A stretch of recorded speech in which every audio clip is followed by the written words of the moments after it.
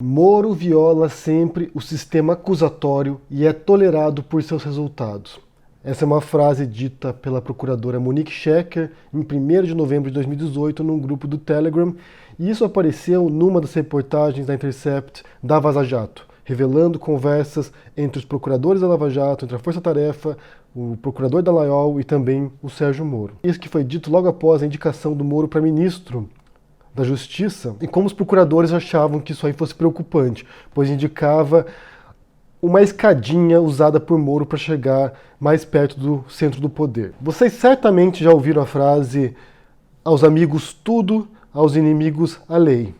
E aqui você tem visto de maneira muito evidente isso, de maneira muito óbvia isso, de como o Sérgio Moro e agora esse governo também tem feito justamente isso, tem protegido os amigos, a família do Bolsonaro e aos inimigos deles, que são quase todo mundo, a lei, o rigor da lei e mais do que isso, a perseguição política. Porque se fosse meramente a lei, tudo bem, mas não é apenas isso. Eles querem a extinção e a perseguição de quem se opõe a eles. E a notícia que ocupou a atenção das pessoas nesses últimos dias tem a ver com a prisão aí desses supostos hackers que teriam invadido mais de 1.000 telefones celulares de pessoas do governo, de parlamentares e de juízes, de repórteres também. Eles já abriram o bico, de acordo com a Polícia Federal, já contaram tudo, disseram que foram eles que pegaram os dados do Laiol, do Sérgio Moro. Segundo as notícias agora, são eles responsáveis por isso. E uma notícia de ontem também que foi veiculada, é que segundo isso, segundo essa investigação, foram eles que passaram os dados para o Intercept de graça. Para mim, toda essa operação é muito esquisita, é muito estranha, não bate, realmente as coisas não se encaixam e tá tudo muito esquisito. E depois, ontem, o que realmente escandalizou as pessoas foi uma notícia, que eu vou ler manchete da Folha para vocês. Moro avisa autoridades que mensagens apreendidas com o hacker serão destruídas. E daí diz a reportagem: o presidente do STJ, Superior Tribunal de Justiça, João Otávio Noronha, diz: recebi pelo ministro Moro a notícia de que fui grampeado. Não tenho nada que esconder, não estou preocupado nesse sentido, disse o magistrado. As mensagens serão destruídas, não tem outra saída. Foi isso que me disse o ministro e é isso que tem de ocorrer, acrescentou. Ou seja, nesse momento, o Moro se diz vítima dos vazamentos da informação, vítima dessas invasões de hackers. Ao mesmo tempo, é quem investiga, porque ele está ordenando a Polícia Federal para fazer investigação, e ao mesmo tempo é quem oculta as provas também. Porque essas provas que surgiram agora a partir desses supostos hackers nessa prisão aí, se incriminam o Moro quer destruir as provas.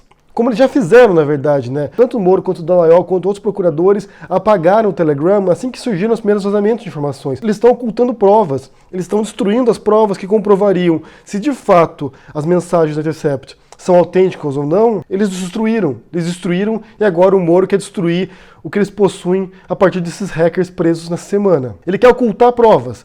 Ele, o super-ministro da Justiça, o Super Moro, quer destruir as provas e ocultar qualquer evidência contra ele. E daí o ministro do Supremo Tribunal, o Marco Aurélio Mello, também se pronunciou e disse o seguinte: olha, cabe ao judiciário decidir isso, sobre a destruição de provas e não a Polícia Federal. E em outra reportagem da Folha, também manchete, aviso de Moro que mensagens serão destruídas deixa magistrados do STF perplexos, porque realmente não é competência, não é autoridade do ministro da Justiça destruir provas coletadas através de uma operação da Polícia Federal. E o que estão dizendo também é que ele tem usado agora essa informação de que várias pessoas foram hackeadas, incluindo parlamentares, incluindo juízes, para chantagear essas pessoas. Porque agora a Polícia Federal teria conversas de um monte de gente e o Moro quer criar agora um cenário político para que fortaleça essa decisão dele de destruir as provas. Mais do que isso também, essa operação da Polícia Federal está ocorrendo em sigilo. O Moro não deveria ter acesso a nenhuma lista de pessoas que foram hackeadas. Isso está numa outra reportagem do UOL aqui, que diz o seguinte, que um ministro supremo deu uma entrevista em condição de anonimato e diz o seguinte: isso que ele está fazendo, o Sérgio Moro, além de desmoralizar a Polícia Federal e o Judiciário, ainda pode prejudicar a condução do processo, pois essas atitudes podem ser questionadas no Supremo. Ele ainda disse que Moro confunde suas funções com as de um delegado da Polícia Federal que conduz a investigação e do juiz que deveria tomar esse tipo de decisão. Como disse a Monique Shecker ali no começo, o Moro sempre violava o sistema acusatório. E agora o que você tem é alguém que viola também as suas prerrogativas enquanto ministro da Justiça. Ele quer ser agora o delegado da Polícia Federal, ele quer ser também o juiz que vai destruir provas, ele quer tomar todas as decisões agora. Como eu disse no vídeo de ontem, a gente não pode esperar que o Moro, que fez tantas coisas antiéticas e irregulares para chegar na posição dele hoje, que ele vai abrir mão disso de uma hora para outra sem luta. Ele utilizou a Lava Jato como uma escada para chegar perto do poder e ele vai destruir qualquer um que se enfiar no caminho dele. E essa tentativa desesperada para destruir provas também é muito suspeito, porque, primeiro, o que tem nessas provas? O que tem que a Polícia Federal coletou agora que incriminaria o que seria comprometedor para o Moro ou para outros políticos? Por que essa pressa para desaparecer com isso? Numa das reportagens aqui, é interessante que você tem uma confirmação das conversas publicadas pela Intercept. Essa reportagem da Folha aqui, para a Polícia Federal, Walter Delgatti Neto, que é um dos hackers lá, dos supostos hackers, né, um dos 4 presos pela Polícia Federal na terça-feira, foi a fonte do material que tem sido publicado desde junho pelo site da Intercept Brasil, com conversa de autoridades da Força Tarefa da Lava Jato em Curitiba. Em depoimento, Delgatti disse que encaminhou as mensagens ao jornalista Glenn Greenwald, fundador do site, de forma anônima, voluntária e sem cobrança financeira. Mais adiante diz o seguinte, olha, nessa operação, a perícia criminal da Polícia Federal copiou dados guardados pelo suspeito preso em plataformas de nuvens da internet que sugerem veracidade em pelo menos algumas das declarações de Walter Delgatti, um dos 4 presos sob suspeita de hackear autoridades. Nesse material apreendido estão conversas entre procuradores da Lava Jato como as que foram divulgadas pelo Intercept. Ou seja, a polícia agora, está alegando que parte do material já periciado confirma a veracidade e autenticidade do material publicado pela Intercept. É por isso que o Moro está tão desesperado para destruir essas provas. Porque isso vai mostrar realmente, vai comprovar que ele foi antiético, que ele atuou de maneira irregular, que ele violou aquilo que deveria ser o papel dele enquanto juiz de ser imparcial. De não atuar em conluio com a procuradoria, de não atuar em conluio com a acusação, para incriminar, para prender, para prejudicar os réus, os acusados. Você tinha um juiz, no papel do Sérgio Moro, que não atuava como juiz, que atuava como parceiro da acusação. E agora você tem um ministro da Justiça que atua como delegado da Polícia Federal, que atua como juiz, que atua como acusador também. Ele se põe no papel de vítima e de acusador ao mesmo tempo, e de investigador. E hoje também saiu uma outra reportagem da Intercept, mais uma das séries de vazamentos de informações aqui da Lava Jato, que mostram que o Dallagnol deu uma palestra paga, com valor altíssimo, de mais de 23 mil reais, para uma empresa que estava sendo investigada pela Lava Jato. Eu já preciso do link para essa reportagem também aqui, além dessa reportagem que eu mencionei, para que vocês possam ler e verificar. Então você tinha lá, tanto o Moro quanto o Dallagnol, que puseram de lado completamente a ética, os valores daquilo que eles realizavam ali, e que se corromperam de maneira muito evidente sob a alegação de combater a corrupção. Pra mim, toda a história tá muito estranha, gente. Toda essa história aí dos hackers de Taubaté, aí, desses 4 hackers que foram presos, que eram amadores, gente, tudo indica que eles eram, hackers pé de chinelo, e que conseguiram invadir mais de 1000 telefones aí de pessoas importantes no Brasil.